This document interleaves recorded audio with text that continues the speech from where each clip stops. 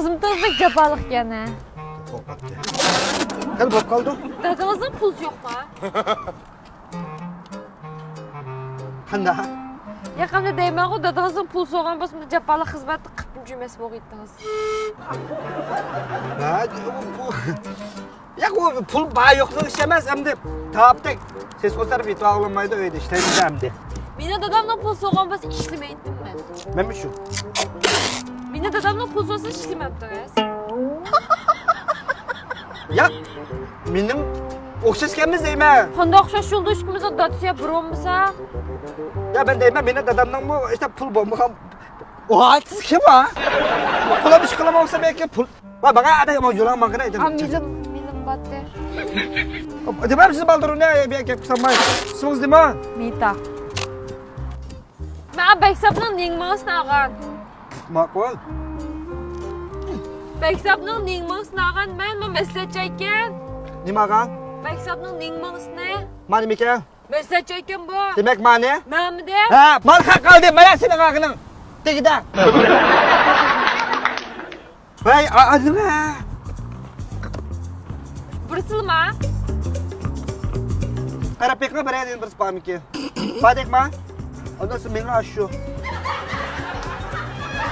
Qandan deganda bu degandik kelib, dadamizning puli so'rami yo'qmi? Bo'lgan bo'lsa, undaq qilib qildik. Tishim tegdim, Allah.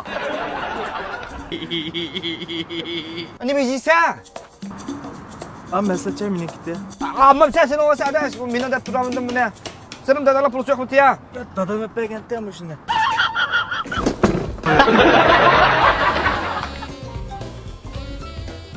Shanzo. Mana bu Beksab.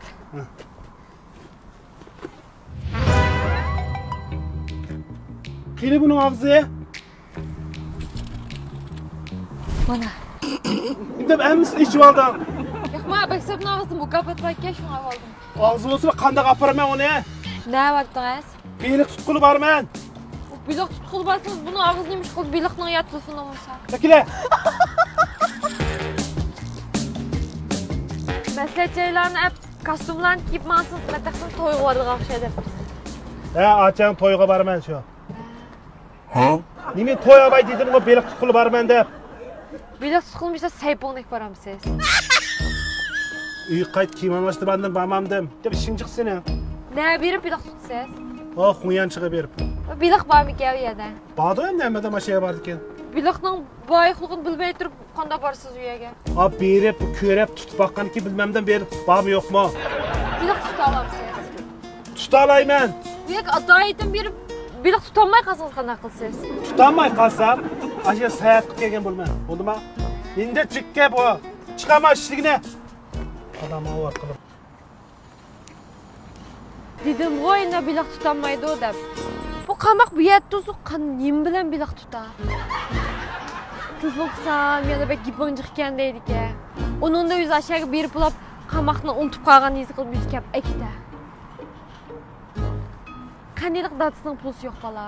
Ashni bizda ham gap qilsalar uchun.